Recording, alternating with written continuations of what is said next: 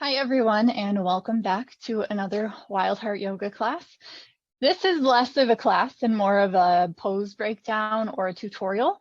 We are going to focus on downward facing dog, and I'm going to kind of simplify the pose into three main sections of your body, starting with shoulders, hips, and then we'll work with the knees.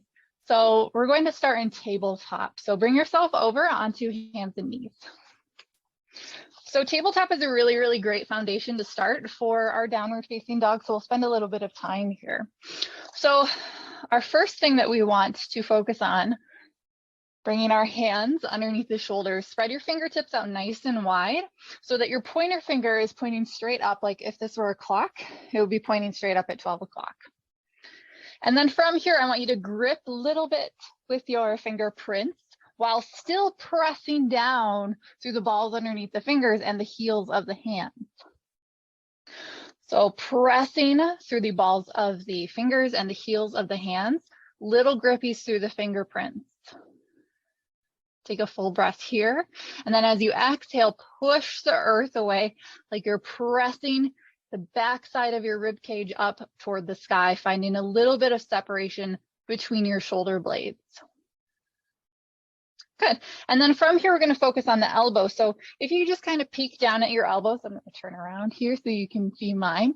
So my elbows are kind of, the creases are facing inward a little bit. We want to kind of rotate them just a touch so that they're almost pointing on an angle out to the side. So instead of having your elbows out like this, where you bend them and they go out to the side, you're going to turn your elbow creases so that they're facing an diagonal. Good.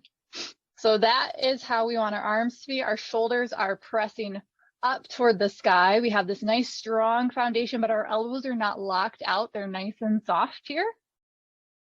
Good. All right, so that is our first step here with our hands, our elbows, our shoulders. Next, we are going to focus on our hips. So we are going to tuck our toes and we're going to do some pelvic tilts here just so that we can kind of learn more about the angles of our pelvis. So from here, you're going to just tilt your pelvis down toward the earth. So this is called an anterior pelvic tilt, when the hip points are tilting forward and your belly kind of lets go a little bit here. This is what we would do in our cow pose as well. And then you're going to exhale, hug your belly in, tilt your pelvis back, posterior pelvic tilt. Hugging in through the waist, drawing your belly button in toward your spine. So this is kind of halfway toward our cat pose. And then go ahead and tilt your pelvis forward again. And then tilt your pelvis back. And then find that neutral pelvis. Tuck your toes. Lift your hips up and back, step your feet back,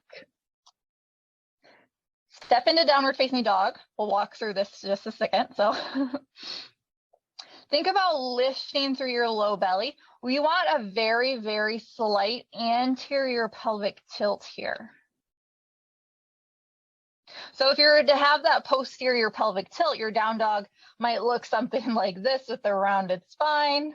But we want a very slightly anterior pelvic tilt. So we're very slightly tilting the pelvis forward, but we still have the core engaged, lifting, drawing the low ribs toward one another. We're not letting the belly go like we do in our cow pose. We're still drawing in and activating through the core. Go ahead and come down to hands and knees.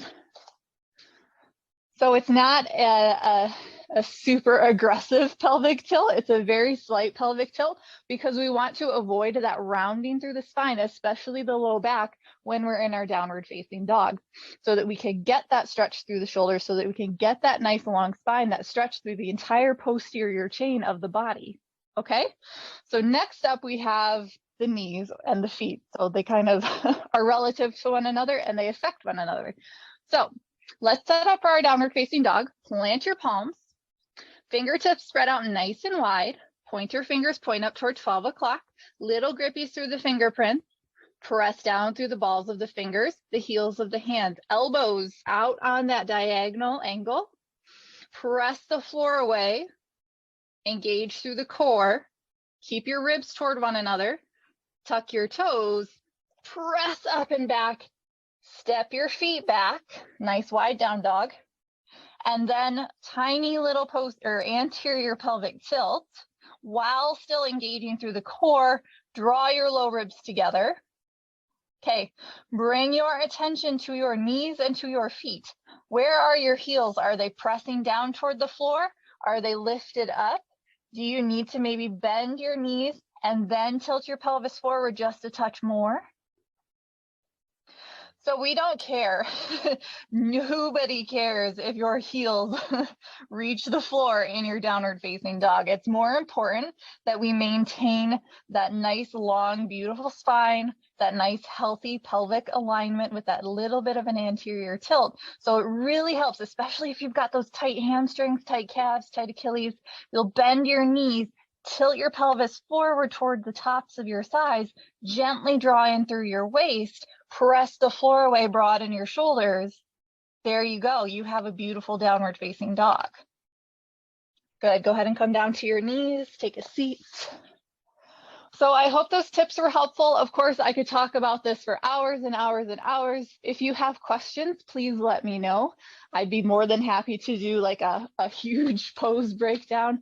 And also let me know what pose you'd like to see next. It was wonderful. Thank you so much for joining me, and I'll see you next time.